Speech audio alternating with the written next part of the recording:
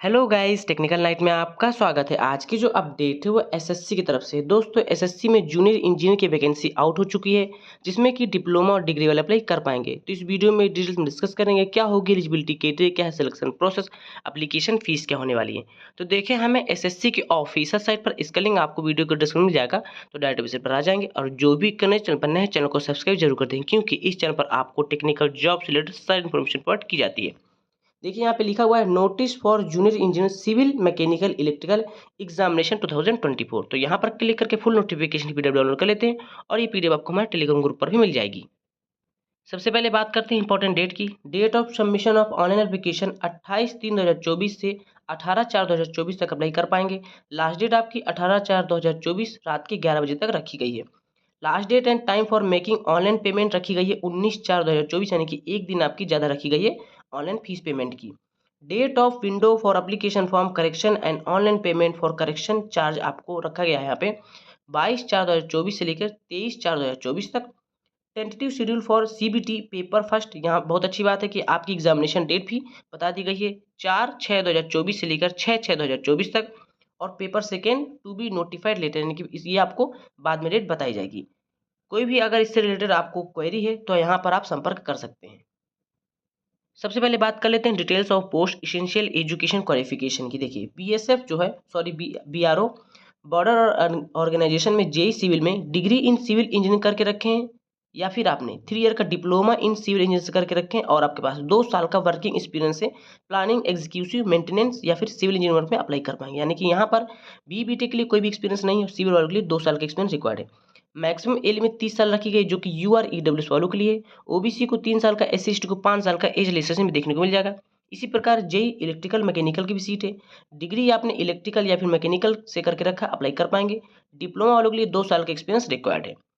Brahmaputra board ministry of Jal शक्ति JEE civil की vacancy है, जिसमें 3 ईयर का डिप्लोमा सिविल इंजीनियर वाले अप्लाई कर पाएंगे, कोई भी एक्सपीरियंस रिक्वायर्ड नहीं है। मैक्सिमम एज में 30 साल रखी गई है। CWC centre water commission JE mechanical में बैचलर डिग्री या फिर डिप्लोमा मैकेनिकल वाला अप्लाई कर पाएंगे, कोई भी एक्सपीरियंस रिक्वायर्ड नहीं है। सिविल में भी इसी प्रकार है, बैचलर डिग्री डिप्लोमा या फिर सिविल इंजीनियर करके रखें, अप्लाई कर पाएंगे।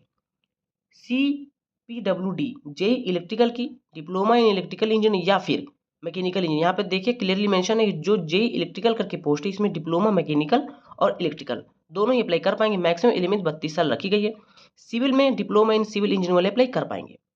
Central water and power research station JE electrical में डिप्लोमा इन इलेक्ट्रिकल इंजीनियर वाले केवल अप्लाई कर पाएंगे, इसमें मैकेनिकल वाले एलिजिबल नहीं है। जेई सिविल में डिप्लोमा इन सिविल वाले अप्लाई कर पाइएगा। Naval ministry of defence JE mechanical में डिग्री इन मैकेनिकल इंजीनियरिंग करके रखें, अप्लाई कर पाएंगे। 3 ईयर का डिप्लोमा और आपके पास 2 साल का एक्सपीरियंस है, अप्लाई कर पाएंगे। यानी कि यहाँ पर डिप्लोमा वालों के लिए एक्सपीरियंस रिक्वायर्ड है। इसी प्रकार इलेक्ट्रिकल में डिग्री इन इलेक्ट्रिकल वाले के लिए कोई भी एक्सपीरियंस रिक्वायर्ड नहीं है, डिप्लोमा वालों के लिए 2 साल का एक्सपीरियंस रिक्वायर्ड है। Farakka barrage project ministry of Jal Shakti के अंतर्गत आता है। यहाँ पे जेई इलेक्ट्रिकल सिविल की वैकेंसी है, डिप्लोमा वाले अप्लाई कर पाएंगे, इलेक्ट्रिकल सिविल वाले। Military engineering service JE civil में डिग्री वाले अप्लाई कर पाइएगा, डिप्लोमा वालों के लिए 2 साल का एक्सपीरियंस रिक्वायर्ड है। इसी प्रकार E&M में इलेक्ट्रिकल मैकेनिकल डिग्री वाले अप्लाई कर पाइएगा, डिप्लोमा वालों के लिए 2 साल का एक्सपीरियंस रिक्वायर्ड होगा। NTRO यानी नेशनल टेक्निकल रिसर्च ऑर्गेनाइजेशन में जेई सिविल की वैकेंसी है, जिसमें डिप्लोमा इन सिविल इंजीनियर वाले अप्लाई कर पाइएगा, डिग्री आपके पास तो भी इसमें आप एलिजिबल हो जाएंगे। बात कर लेते हैं वैकेंसी की। देखिए, यहाँ पर बीआरओ में केवल मेल कैंडिडेट ही अप्लाई कर पाएंगे, फीमेल कैंडिडेट नहीं।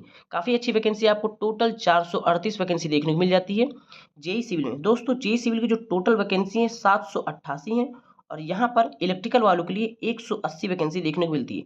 टोटल आपकी जो सीटें हैं 968 यानी कि 968 सीटें रखी गई हैं। बीआरओ में देख सकते हैं केवल मेल कैंडिडेट अप्लाई कर पाएंगे, टोटल 37 वैकेंसी। जिस भी कैटेगरी से बिलोंग करते हैं उस कैटेगरी की वैकेंसी देख लीजिएगा।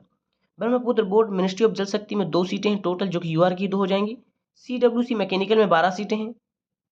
सीडब्ल्यूसी सिविल में 120 सीटें हैं। सीपीडब्ल्यूडी जेई इलेक्ट्रिकल में 121 सीटें हैं। सेंट्रल पब्लिक वर्क डिपार्टमेंट ने सीपीडब्ल्यूडी सिविल में 217 सीटें यहाँ पे रखी गई है। Central water power research station में जेई इलेक्ट्रिकल की 2 सीट हैं। Central water power research station में सिविल की 3 सीटें रखी गई हैं। नवल मिनिस्ट्री ऑफ डिफेंस में 3 सीटें रखी गई हैं। Naval ministry of defence electrical की 3 सीटें हैं। मैकेनिकल इलेक्ट्रिकल की 3-3 सीटें हो जाएंगी। Farakka barrage project ministry of Jal शक्ति में 2 सीटें हैं। फरक्का बैराज मिनिस्ट्री सिविल के लिए 2 सीटें रखी गई हैं।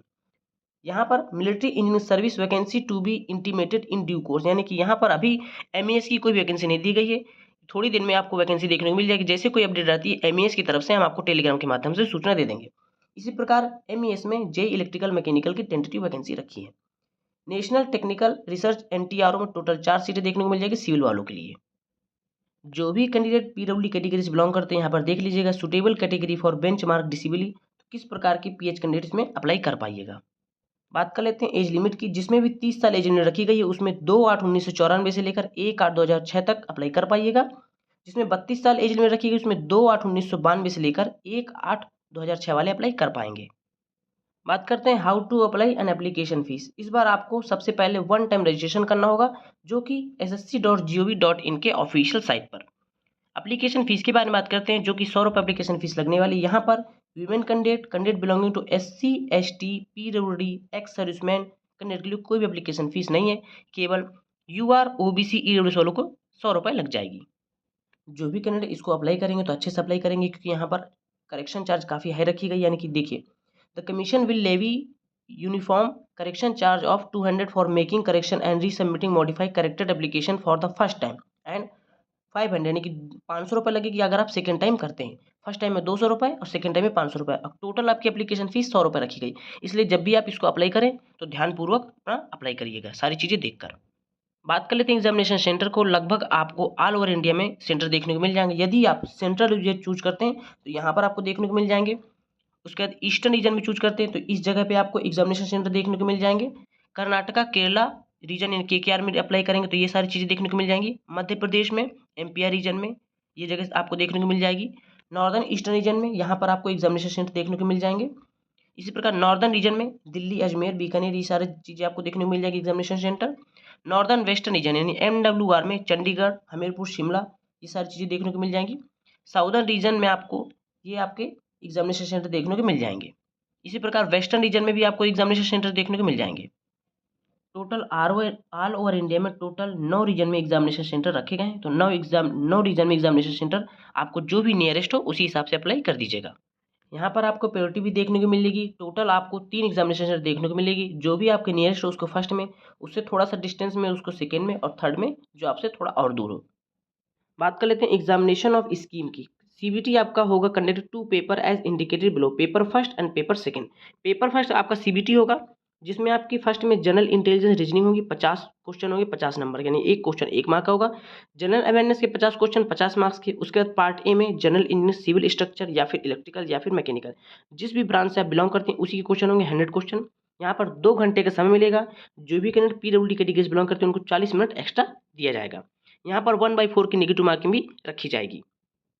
जो आपका पेपर सेकेंड है वो भी CBT मल्टीपल क्वेश्चन ही होंगे, जिसमें आपको 100 क्वेश्चन देखने को मिल जाएंगे। एक क्वेश्चन 3 मार्क्स का होगा। यहाँ पर 1/3 नेगेटिव मार्किंग रखी जाएगी, यानी कि एक क्वेश्चन अगर आप गलत करते हैं तो आपके 1 मार्क्स काट लिए जाएंगे। यहाँ पर सारी चीज़ मेंशन है तो आप देख सकते हैं। देखिए, there will be negative marking 0.25 each wrong answer in paper first and 1 mark for each wrong answer in paper second. देखिए, यहाँ पर क्लियरली मेंशन है कि paper first and paper second will consist of objective type multiple choice question. Only the question will be set both in Hindi और English, यानी कि आपको जो लैंग्वेज हिंदी इंग्लिश दोनों में देखने को मिल जाएंगे। और पेपर सेकेंड भी आपका डिस्क्रिप्टिव नहीं होगा, CBT बेस पर मल्टीपल क्वेश्चन ही होंगे।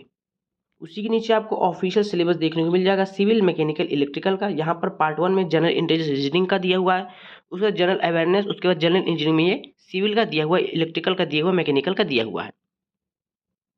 सो दोस्तों, इस रिक्रूटमेंट से रिलेटेड जो भी इंपॉर्टेंट चीज़ें थे हमने इस वीडियो में डिस्कस कर दिया। सो दोस्तों, ये एक अपडेट देनी थी। वीडियो पसंद आने वीडियो लाइक करें, चैनल को सब्सक्राइब जरूर कर ले। मिलते हैं अगली वीडियो में, तब तक के लिए नमस्कार।